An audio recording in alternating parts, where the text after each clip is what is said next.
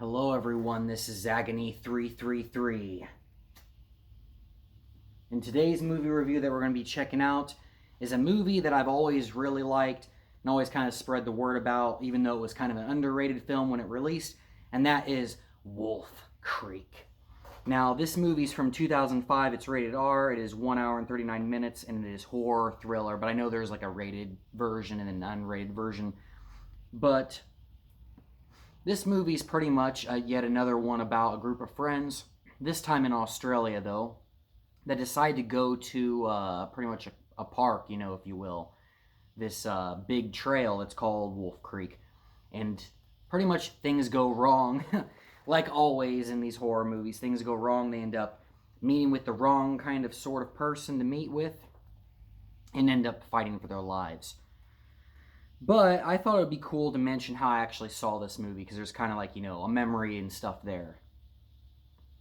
So I actually saw this movie because there was a time whenever I was a kid, whenever I was younger, in like middle school or whatever, where my mother was actually an employee at a movie place, at a, movie rental place, not anything like Blockbuster, but like a more, a local one.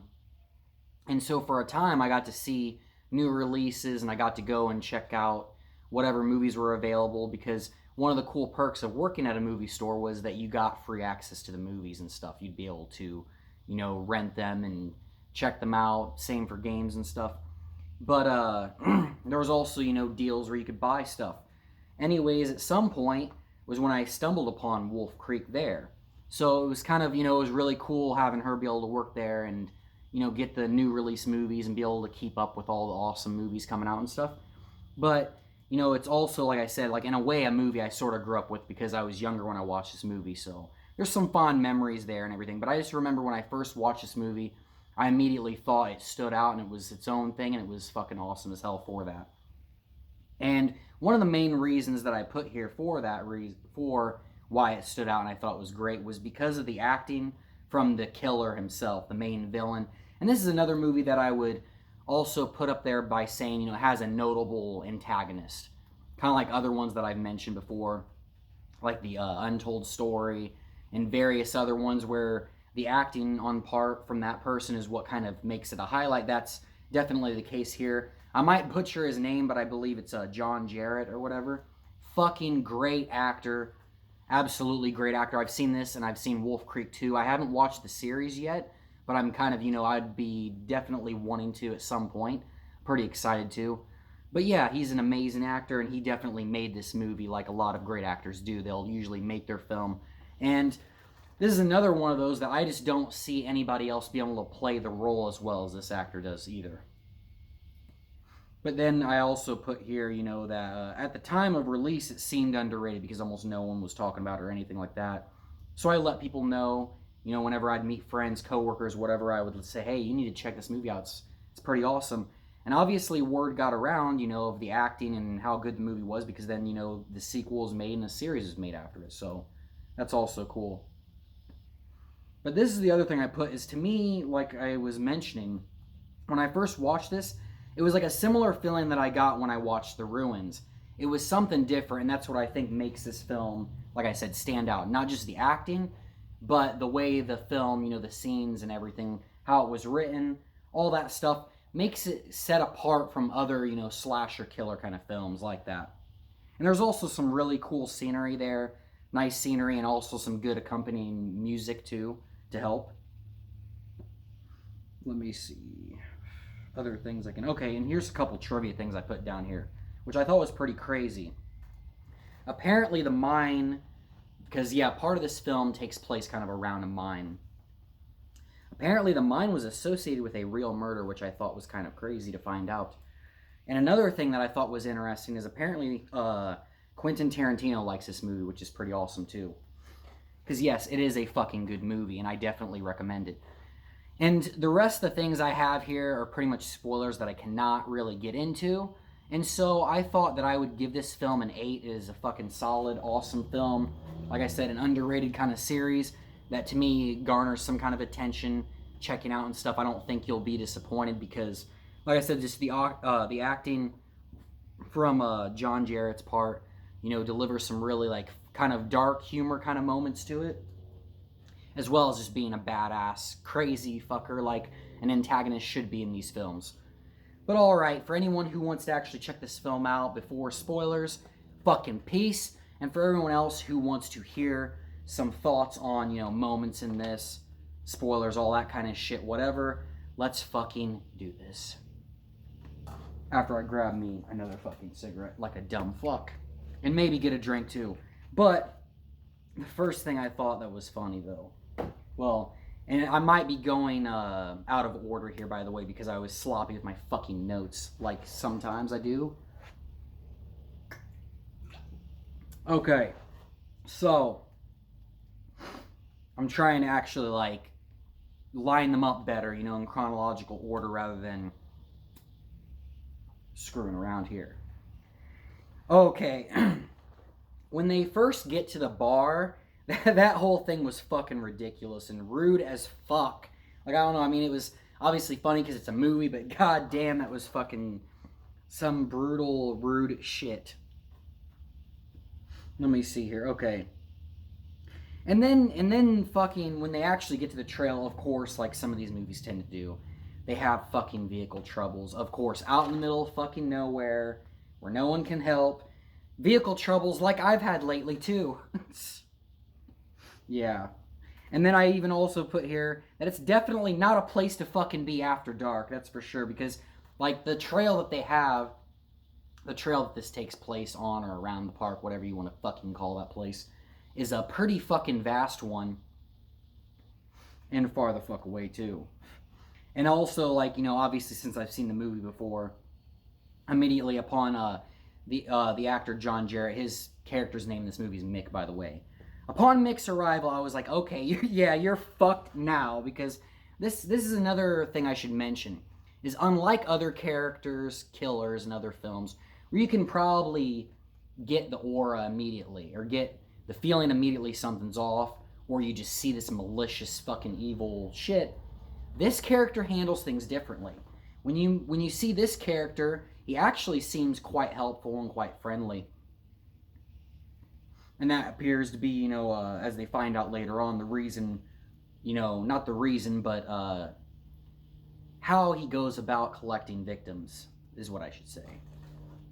But yeah, then this is another thing I put, so I still went out of order here. But with the amount of times, like, things are mentioned about aliens, UFOs, and other various mysteries, even the clocks stopping to, stop working, as well as the vehicle mishaps, there's a part that kind of, like, there's a part of me that has it kind of, like, lingering, like, it kind of makes you wonder, if there is something more to the film in a way than just the killer, because of those things being mentioned and those things happening. Because, I mean, the first thought you could have is that later on, as you discover evidence and things, one of the victims does, is that, maybe Mick is responsible for sabotaging the car and stuff. But on the other hand, how could he sabotage the clocks, that were on their wrists and stuff like that? And, there is this crater and all these talks of those kinds of things. So it kind of, at least to me, kind of lingered in the background this time viewing the movie. If there was any sort of, it's obviously a strange kind of circumstance. A lot of circumstances are strange in this film. Which I guess I'll throw this in there. It's another trivia fact that I didn't write down one moment after I'm fucking done with this. And that is that apparently on set when they were making this movie, when nightfall came and they had to wrap up shooting and everything, apparently there was an actual, like, passerby, a person that actually reminded them of the antagonist and everything, that came to see if they needed help, the actors and all this stuff. So they ended up leaving and driving, like, down the road for a while and shit, because it freaked them out. Which I guess I'd be kind of a little wary as well. It'd make you definitely wonder, like, what a fucking weird coincidence. I mean, that's another thing that I'm sure, maybe you've heard of if you've read, urban legend books, things like that, because I've read some urban legend books and stuff like that, is there's always these weird fucking coincidences and stuff. I guess this film is not an exception to that kind of circumstance and situation. But the other thing that I liked is that Liz, I believe, is her name. She was a smart character in this movie. She was using diversions and shit like that. And yeah, you know, she wasn't just like a typical stupid run, trip over a fucking rock or a branch kind of character. You know, she was smart and calculating, and that's kind of what helped her and the group survive as long as they did. So that's the other thing that I feel like is a positive for this film, why I gave it a higher rating. Not just the acting solely for the villain, but, you know, like I said, good writing for the survivor characters. You know, the way that the scenery changes and stuff. It's not always at just one location. It keeps it fresh throughout. This is one of those films that keeps it unique and fresh throughout the entire film. Let me see here. But this is the other thing I put. While she was smart, she sadly makes a stupid decision later on in the movie. When she gets the chance and shoots Mick, I just can't fucking believe that she doesn't dispatch the son of a bitch. Like, I don't know why this happens over and over. I mean, I do know why it happens. Because if they immediately dispatched the fucker, the movie would be over with. But at the same time, it's just like, come on, you know, they incapacitate this son of a bitch, this sadistic evil fucker. They incapacitate him, they have him fucking down. And instead of taking the time to do something about it, you know, they try to get away and whatever, and sure enough, the fucker is back up and coming after them. And then, you know, sadly, he's the one who is smarter then, because later on, when the tables kind of turn in that situation, when he has someone down, he actually does dispatch the person, the victim, to make sure that there's no chance of that person coming around. So yeah, that's one of the big lessons, I guess, to be learned, is if you were ever to be in a situation like this, hopefully you never would be. Hopefully it's just fictional, because that's where I prefer all this shit to be, is just in the realm of fiction only. But yeah, the lesson to be learned is don't just leave those things be like that. Okay, so next thing is I thought the whole head on a stick scene was pretty fucked up and brutal. That's for sure. So I guess that's all I would say. And I also like how, you know, whenever he's off the road and he's sniping, because that's the other aspect, is like this guy, Mick, kind of seems to have kind of like hunter tendencies to him and stuff. And it's a really cool film with a cool, you know, villain and all that. But I like how, like, if you're paying close enough attention, you can hear shots whizzing by. Whereas if someone's watching this film and not even paying attention, they might not even notice it. But this time when I was hearing kind of subtly, you can hear like a shot or so whiz by before stuff happening, which I thought was pretty cool. And let me see, because I think I actually went through every fucking note here. But yeah, I don't know why for the longest time it was an underrated film, but I'm definitely glad that it sort of picked up, you know, notoriety and recognition, and got, you know, a sequel and the series going. And like I also said, I hope to definitely one day be checking out the series and things like that. Maybe review it here, review the sequel here, something like that. Highly recommend this film. It's fucking awesome. But now I think it's time that I head the fuck on out of here.